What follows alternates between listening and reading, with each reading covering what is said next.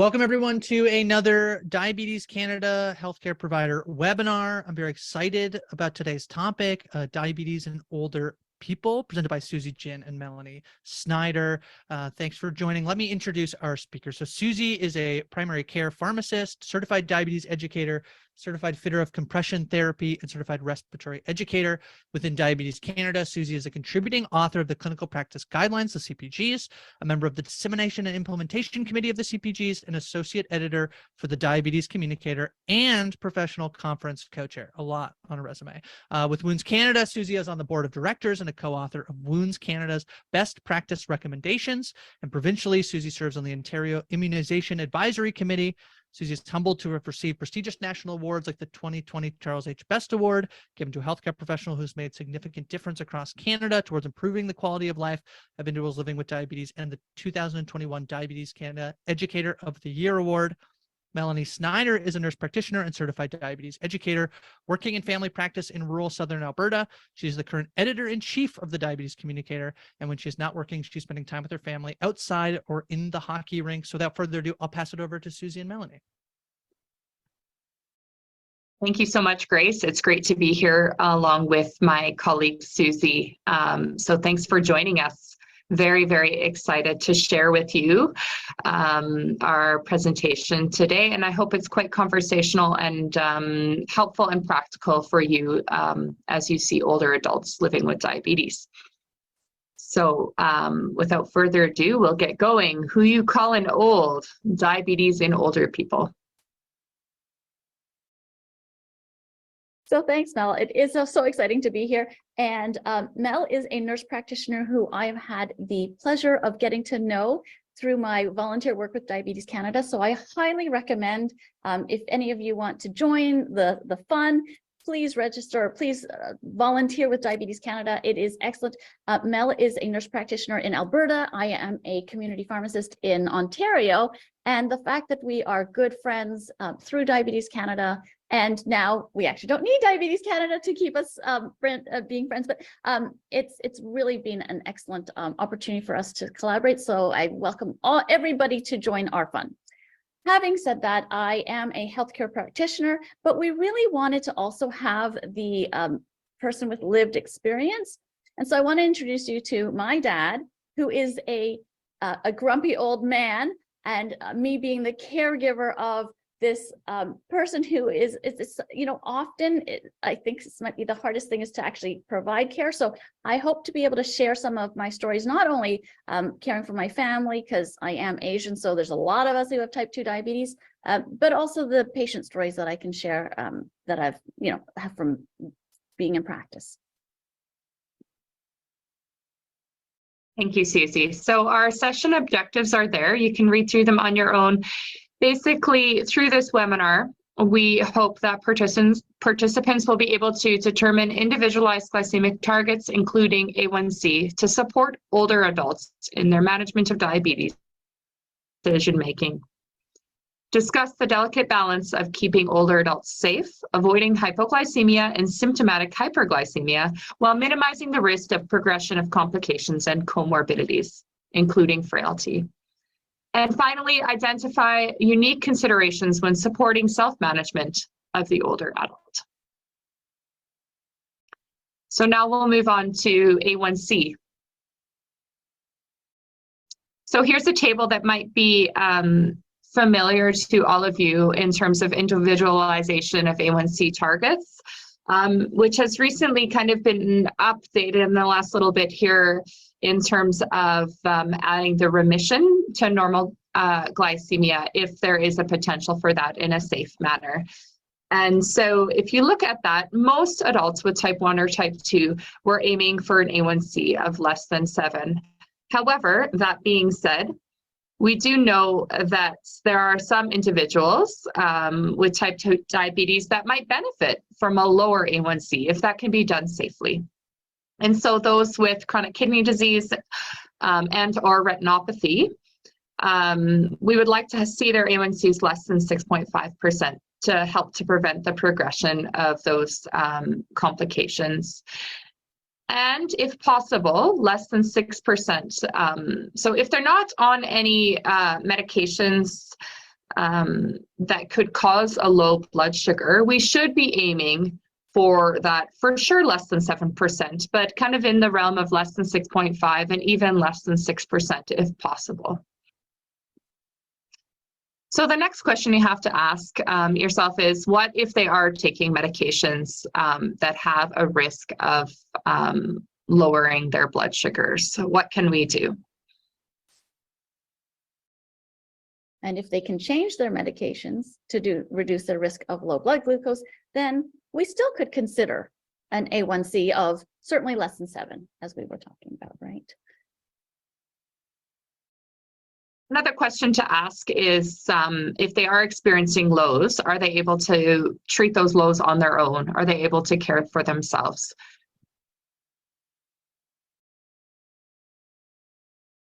And if not, then it's just that conversation with the individual themselves about what the best A1C target is for that person. So we kind of talk about the functionally dependent. So they are able to care for themselves, but maybe they are on some medications that could cause hypoglycemia, in which case it might be in their best interest to aim for an A1C of between 7.1 and 8%. However, we all have those older adults that we're caring for that could possibly have recurrent severe hypoglycemia, or the hypo unawareness, a limited life expectancy, or frailty, which we'll talk about in the next coming slides, where it might be appropriate for a higher A1C target. And those are questions and conversations that are, we need to talk to our families and individuals about. And at every visit, that could be, there could be a change in their, what's going on medically. Maybe we need to have a look at that again and look at those medications that could be causing hypoglycemia and see if we need to adjust targets. So Mel, I do have a patient story here. I do remember there's one time I was in my community pharmacy and this gentleman had come in. He was about, at least 76, maybe 78, whatever. He had come in and he said to me, I just came from my primary care provider's office and my A1C is 7.6. What do you think? And it was an interesting question because, how do you handle all this just in like a spur of the moment? But what I did is I went to guidelines.diabetes.ca and pulled up the quick reference guide and showed him this target table. And I said, okay, let's look at where you are on this chart. And, when you look at where it is 7.6, well, it's a target that we would be okay with, certainly if the person was functionally dependent. Well, he had just literally come off the ski hill, 2 weeks ago. He's a 76-year-old, but he is very functionally independent and skiing and active and everything. And so I looked at him and he looked at it and he just said, you know what? He on his own kind of just understood. He's like, no, you know what? I do want to reduce my risk of chronic kidney disease, or at least just try to push back any chance of of development of kidney disease and possibly progression of frailty. And so he on his own decided he wanted to go for an A1C of certainly less than 7. And we said, yeah, 6.8, 6.5 would be great. But it was a great conversation that this table enabled. Yeah, I think that's such a good comment, Susie, because as patients age, and especially if they've had diabetes for some time, they always remember, oh, well, I have to be less than 7. And so I think it's our job as healthcare professionals really to, hey, yeah, let's go back and look at those guidelines and see what's changed and where are you at now? What has changed from, 10 years ago? And maybe our targets need to change as well. So yeah, that's a great story, Susie. All right, so this is just a table, and I'm sure a lot of you have seen this before just in terms of clinical frailty scale. And it's a good reminder for us as healthcare professionals and providers of people living with diabetes to have a look and see, where our patients are at in the frailty scale. And that will help to guide us to make decisions about, what the targets need to be, and, what are the risks and benefits that are involved in terms of helping to get the blood sugars lower or blood pressure lower, that sort of thing.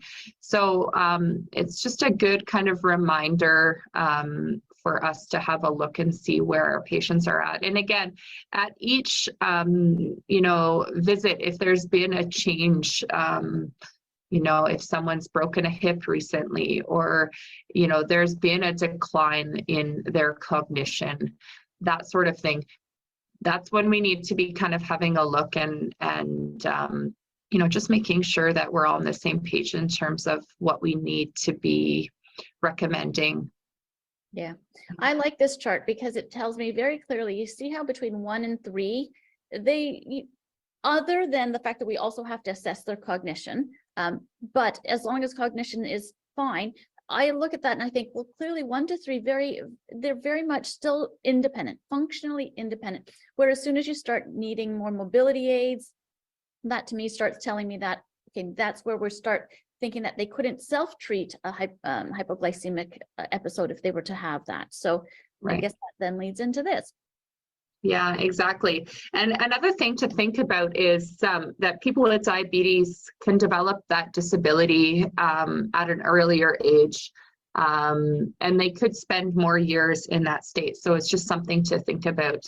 So yeah, Susie, this is a great chart, just having a look at the glycemic targets in older people with diabetes. And again, maybe it's appropriate to pull this up and have a look with your patient or the caregiver or family. And, where are they at in terms of the frailty index? So that's looking at that slide before. What is our A1C target? Where should it be? If you kind of look at a lot of the patients that I see in supportive living or in long-term care or in the community, they're frail and they have dementia as well. And so there's a couple of things that we need to think about there. So maybe our, a target A1C for that person would be less than 8.5, that sort of thing. So yeah, but at the end of the day, I think it's really important to make sure that we're individualizing targets for patients and reassessing at appropriate intervals and talking to family and caregivers about that. I like this chart from the Older Adult Diabetes Canada Guideline chapter because the very bottom one actually helps us with helping them self-manage. And I think that we really need to understand the difference between, are they functionally independent? Are they functionally dependent? Which is still, they're still got a good at least 10, 15 years of life left in them, right? So we really want to make sure we keep them functionally, don't allow them don't treat somebody who's a clinical frailty index of 4 or 5 as if they're frail with far gone dementia. Do you know what I mean? Like, I think that there is a difference. And so I like these targets, the preprandial and postprandial targets, to help support them in self-managing and preventing this kind of progression too fast if we allow them to be too high. Anyway, I do think that helps self-management. Yeah, I like that, Susie. And I really like the idea of avoiding, that symptomatic hyperglycemia or hypoglycemia, because that's really a quality of life measure. And even if someone would be, considered end of life palliative, we want to keep them comfortable, right? And so that's, I like the wording on that as well. It's really important. And then just individualizing, obviously, the self-monitoring in that stage. But yeah, just wanted to highlight that as well. But I think it's so true. When we look at this, if we have somebody who's a 4 and 5, there's no reason why we should be treating them as if they're a 6 or 7 or 8, right? So, because these people will still have a good, like I said, 10 to 15, maybe even 20 years, who knows, of life still, right? So I think it's so important that those last 10, 15 years have to be as best quality of life as we can, which means to me preserving them at this level and not allowing them to have that symptomatic hyperglycemia. Absolutely. So yeah, you can just see here in another table format, it's also bringing in blood pressure control as well as dyslipidemia. And you can see the various, the ADA and Diabetes Canada, as well as the IDF. They vary slightly, but across the board still are fairly, I think we're moving in the same direction in terms of targets. Yeah, I like it just because we have the blood pressure and the LDL there. Okay, so if it's appropriate, trying to keep blood sugars in target range, using a continuous blood glucose monitoring system, the Dexcom or the Libre 2 system there, it still can be quite helpful for patients, even just to use intermittently.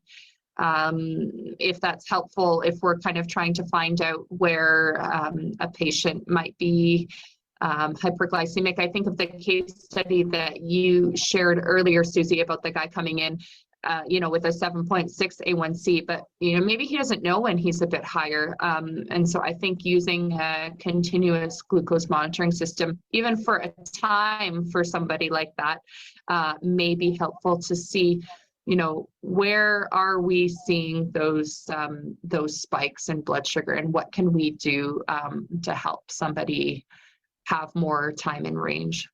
Excellent. And the only thing I was going to add here is that both with my family as well as in my pharmacy with people that I will support, I really love using these apps and hooking them up to either the Dexcom Follow or the Libre Link app, because I do find that it really helps the caregiver care from a distance, right? So sometimes I'll set up the different notifications on that caregiver's phone so that they will get notifications when the person's high or low. And these are excellent tools to help the caregiver provide care to the older adult. Yeah, and I think it's great, Susie, that pharmacists like you are able to help patients and families, because I think sometimes the technology, even for ourselves as healthcare providers, can be quite overwhelming. So if you're able to take the extra time to walk through, how to use the link, how to do this and that, and really kind of demystify the technology, that's really great. And I think that I'm sure that they appreciate that. So yeah, just another slide, blood sugars in target range. And looking at variability is interesting. I was just talking to a patient about their variability.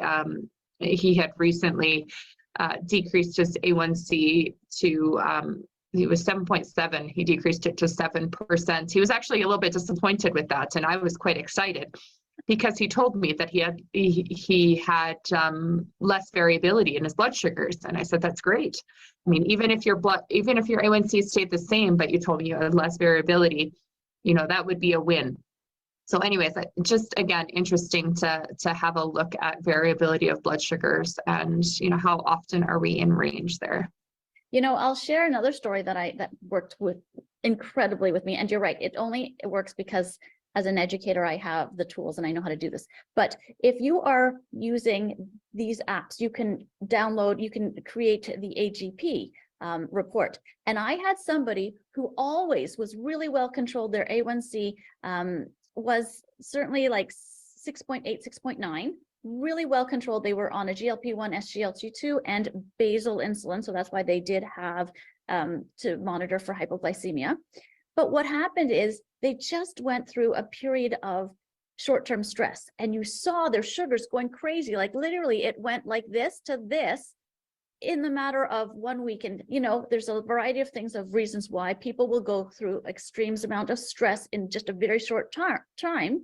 But what ended up happening is I was able to plug in the dates for just the past week and show this person that look what's happened. And I was able to, with this technology, it creates. So the beauty of these types of technology is what I was able to do is program in just the past recent 7 days of data, just capturing that. And then it was able to do a projected GMI, so glucose management indicator, which is your projected A1C. And I was able to show this gentleman that where he was normally very good and an A1C of 6.8 and 6.9, if he continued on with what was happening in his life, he was going to have an A1C of 8.5. And so we didn't have an A1C of 8.5, but within that 1 week of having sugars that were crazy high, I was able to use this technology to show him, okay, you know what, we've got to rein this in and take care of this better. And it was interesting because in that 1 week, we really saw this person decline in their energy levels, their ability to self-care, their you almost saw symptoms of hyperglycemia, the acute hyperglycemic kind of symptoms. So it was pretty interesting how this technology can be used to improve care and support that caregiver.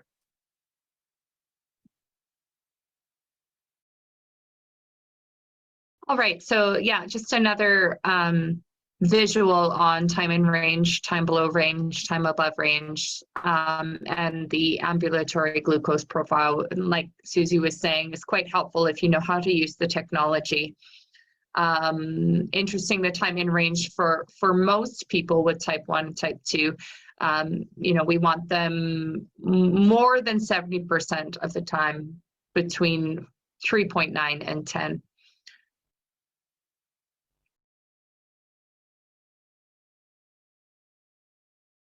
And then this is just when we have the same ambulatory glucose profile, but the time and range targets are different in the older person with type 1 and type 2 diabetes. Although both Mel and I had a conversation earlier saying that we both didn't agree with this. It's there because that's the official publication, but it really should have said more like the frail person, because you could be a young person with frailty or a young person with dementia. Anyway. Right. Yeah, that's a very good point. Yeah. So obviously individualization of targets is most important when we're looking at this. And I think to highlight, obviously we don't want hypoglycemia. So the risks involved with hypoglycemia are huge, particularly for older high risk individuals, and therefore want to mitigate hypoglycemia at any cost. But that being said, it's all about that balance. Okay, so I guess we can move on to our second learning objective, or second session topic, which is, what considerations do you have, Mel, with respect to SGLT2 therapy in the older adult? Okay, so this we got from the Canadian Cardiovascular Society guidelines, and I like this chart because it was actually a chart that was created for non-diabetes healthcare specialists, and to try to help other healthcare team members in the considerations when initiating an SGLT2 therapy. However, both Mel and I thought that it was very relevant for a conversation about the older adult and what we have to be careful about and what we have to constantly be assessing, because as the older adult continues to age, their body changes, their comorbidities change. And so even though this was created for initiating, we're using it in the conversation of assessing. Yeah, that's right, Susie.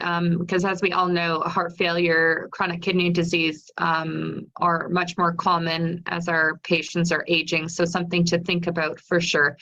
And yeah, just highlighted there is the cautions, obviously, volume depletion and active GMI, hypotension, previous CLI, DKA, and the use of insulin or insulin secretagogues in those with a GFR of greater than 45. So things that you want to think about, possibly delaying the initiation of the SGLT2, thinking about our sick day guidelines, maybe we need to stop it at some point, and that's some education that needs to be around that. Special considerations are there. So something just to kind of go through with patients and have in the back of our minds when they're on an SGLT2 inhibitor.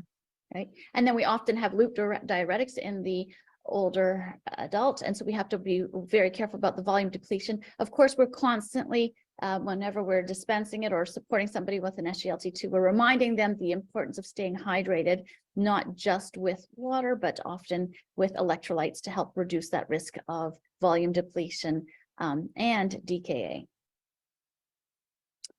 We also want to make sure we're telling them that if they are at risk of hypoglycemia, that when it comes down to deprescribing or taking anything off, it's not the SGLT2 that we take off first, it's the other agents that are causing the hypoglycemia. And then this one is the one that I think is just important, just to touch points of following up that we need to do is following up on the hypotension, the renal function, cutting back the dose if necessary. Yeah, that's great, Susie. I mean, I think that thinking about deprescribing or cutting back on our insulin if possible when we're, adding additional agents that might be helpful for other reasons. It's really important to kind of keep that into the big picture. Mm-hmm. So yeah, some just possible considerations that were covered, but just to highlight, I know that for my patients, if I give them a heads up, in terms of the possible, vaginitis, candida, it always goes much better than them, coming back a week later and quitting after 2 doses or something like that. Also considerations for urinary incontinence, and this is obviously an issue for some older adults in any case, and so then when we are adding this, it could exacerbate that issue. So just being aware of those types of underlying issues. Yeah. Mel, I actually will remind people that the importance of Kegel exercises, and honestly, people have come back and said, yeah, you know what, you forget, you don't think about it. So anyway, it's always just a nice little touch point there. Yeah, for sure.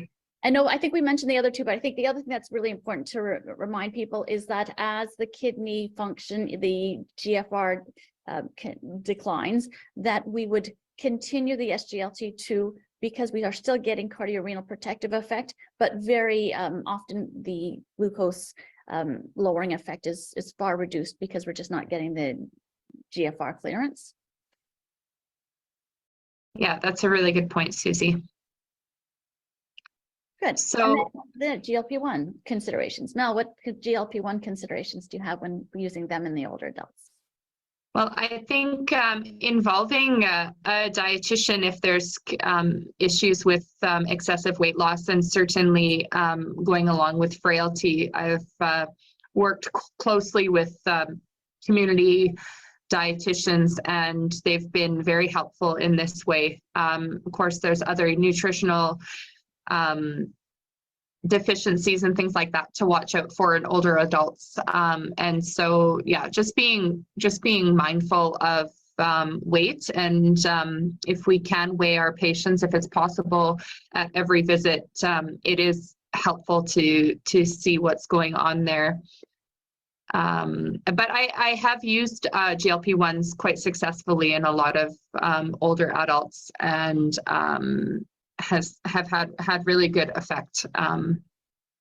Me too. And it's really interesting, what is excessive weight loss with respect to what they feel is excessive weight loss versus what might really be excessive weight loss. So I think that's a conversation, right? I've had people that are saying, I'm losing so much weight, and you look at them and you go, yeah, but there's still quite a bit of room, right?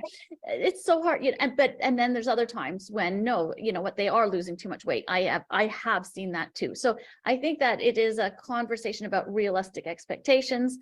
I do know that whereas we have certain agents that have a demonstrated cardiovascular protective dose, and so often we want to stick with at least the minimum cardiovascular dose, but I have had times where, I will cut back that dose of the GLP-1 if we have too much excessive weight loss. I'll still keep them on it because it still, to me, is providing some postprandial coverage, as well as doing what we can for some cardioprotective effect. But sometimes if I can't get the minimum dose, so for example, I guess with Dulaglutide, it would be the 1.5 milligram dose, not the 0.75. With semaglutide, it would be the 0.5 would be your minimum dose. So you can be higher, but if you go less than that, then we don't have, then we're below the demonstrated cardiovascular protective dose. But like I said, if you need to reduce the dose, I'll still keep it on, 0.25, for example. Yes, for sure. And I find too that in certain patients, they seem to have more of the side effects. So keeping them on that lower dose, and again, it's probably providing some benefit at that point. But reassessing it, right? Going back to, is this still providing some benefit, I think is really helpful. And in terms of quality of life too, if there's side effects, is that is it really beneficial at that point? So, and I think we have a slide on mitigating the side effects. There we are. So maybe we'll pop down, because we were just talking about the GLP-1s and mitigating side effects. So let's go right to that gastrointestinal ones, because I think those are really important. Before we would lower the dose, quite honestly, or before I stop a GLP-1, I really will, because of the benefits of both GLP-1 and SGLT2s, I will do what we can to mitigate the side effects and see if they can still tolerate it. Yes, absolutely. And slow titration of the dose, I think, is really key. And certainly in older adults, we're more careful anyways, I think, with up titrating. So that has really been beneficial for me in practice. Yeah. And I know that sometimes we'll say eat smaller meals and stop eating when you're no longer hungry. I know we do say that in the older adult, we have to sort of modify sometimes our messaging, but the maintain adequate hydration, I have seen that improve the gastrointestinal effects. Yeah, that's a really good point. And probably some of the urinary issues as well, if people are staying hydrated. Yeah. All right. Okay, so Mel, I know we've already been talking about some of the considerations with respect to basal bolus therapy. I think we both agree that it's more in a stepwise approach as the person gets older, and as we might allow their A1C targets to be higher, we would deprescribe the bolus therapy before the basal therapy. But I think predominantly our considerations would be the risk of the hypoglycemia with respect to the insulin therapy, right? Absolutely. All right, so let's talk about deprescribing these anti-hypoglycemic agents in the older adult.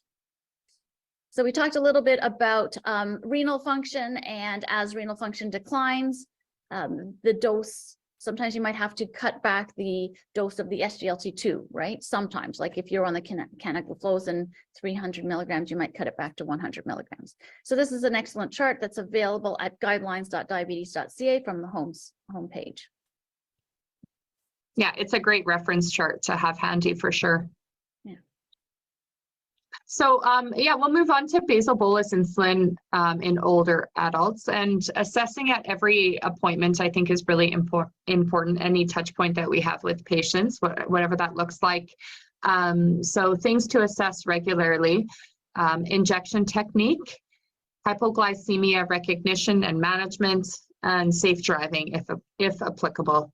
Yeah, and you know what, Mel, I'm going to just share one of my stories. It's, so many times you think that these people, people are using insulin in the older adult. Many times they've been on it for 20 years or whatever. And it's been, some of the experiences that I've had is seriously, they would say, you know what, my pen is leaking. I don't understand what's happening. It's leaking. And I don't know what they've been using it for years, and this time they had forgotten to take off the pen needle.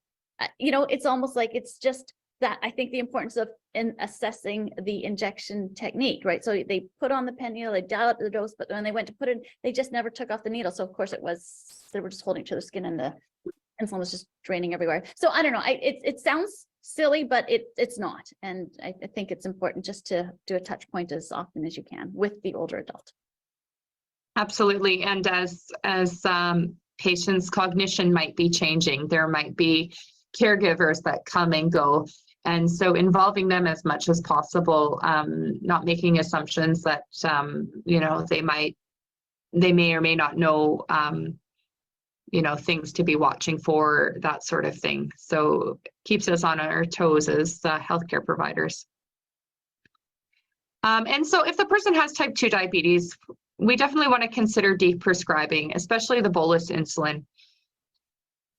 So things to think about: if historically the person has never tried a GLP-1 or an SGLT2. Yeah. So that's so true, because there's so many people that you'll come into your practice and you'll see that they're on basal bolus, and you check their chart, they've never been on a GLP-1, they've never been on an SGLT2, and you just think, you know what, I could significantly reduce this person's risk of hypoglycemia by getting them on these agents, pulling them back, certainly the bolus insulin. So I think that's just a good one for us to think, just double check if we're caring for anybody, not even the older adult, but literally anybody who might be a legacy person who was put directly onto basal bolus. Or, you know, I often even have people who have come out of the hospital after having an acute kidney injury, for example, and the basal bolus was only supposed to be temporary, and they were never switched back, and the SGLT2 was never restarted, and things like that. So I think those are always just, anytime I see somebody in my practice who's on basal bolus, but certainly bolus, and never and not on a GLP-1 or SGLT2, I always go back to assess whether they've ever been on it. And then also sometimes they have been on it, but they had adverse effects without realizing the benefits of the SGLT2 or the GLP-1 receptor agonist. So it is, again, back to reinforcing that the benefits that we now know about these therapies, the organ protective effect of them, and encouraging them to try to go through those strategies to mitigate adverse effects that we went over on that slide, to see if they would reconsider trying again the SGLT2 and the GLP-1 receptor agonist. Excellent. Yeah, I think we've covered most of those there. Always thinking about what can we change if possible, where appropriate, if the person is willing and able to reduce or modify carb intake. You know, it's always good to go back to, you know, maybe some dietary factors that can be changed as well. Yeah, whenever deprescribing. All right, and so how do we then manage glycemia in end-of-life care in the older adult? So yeah, in terms of end-of-life care for people living with type 2 diabetes, we could definitely consider stopping the anti-hyperglycemic agents and continue basal insulin. At end of life, often there's swallowing difficulties, and so, you know, oral medications are definitely not appropriate at that time. And because of the swallowing difficulties, they're probably not having as much of a postprandial effect at all, right? Exactly, yeah. But certainly still, you know, avoiding symptomatic hyperglycemia and all hypoglycemia in the same respect. Yeah, and I think we really want to emphasize that this is end-of-life care. It's different than the frail adult. It's different than the functionally dependent, you know what I mean? Like, we're talking end of life, right? Because even the older adult who is still functionally dependent, they could still have that 10 to 15 years. When we're looking at end of life, we're talking imminent, imminent passing. So that's where we're saying stop all of the other agents, but continuing basal insulin possibly. Right. Of course, our targets would be so much. Again, back to the targets, they would be much higher. We're okay with that. But it's interesting. I actually have had a situation where we didn't normally used to see type 1 in long-term care, and now we are, which is, you know, awesome, because they're living longer and they're having a better quality of life right through till the end. But I think because we don't often see that, I remember working in my community pharmacy, and an order came in for somebody who had type 1 diabetes. And I know that they had type 1 because they were actually my client before they actually, like, I grew up with them and as knowing them, and then they eventually were in long-term care. We're talking over like 20 years. And the order came in to stop all insulins, and almost like they were treating like this person like they were type 2, which in this sort of situation is not acceptable, because we're not, it's sort of, that would be ending their life, right? So in type 1, we certainly continue, again, the basal. We might use bolus for correction if needed, depending, and then just to avoid the symptomatic hypoglycemia. Yeah, so I think at the end of the day, it's just a conversation to be open with the family and caregivers about, the end of life care and keeping their loved one comfortable. Yeah. All right. So we wanted to leave you with some pearls. I hope that it has been quite helpful for you, that there's been a couple of things that you've brought away from our webinar today. Involving caregivers and family in the care at all levels, involving all the team members. It's really care of the older adult, and I know that most of you are aware of this, but it's definitely a team approach. Our healthcare team, but also the team that's behind the family. And Susie, I think that you really captured that so nicely with your father and the care that you have for him on his journey. Communication is key when a person transitions care. Targets need to be individualized and reassessed with changes in medical conditions. Self-management may look different as the individual ages and/or frailty.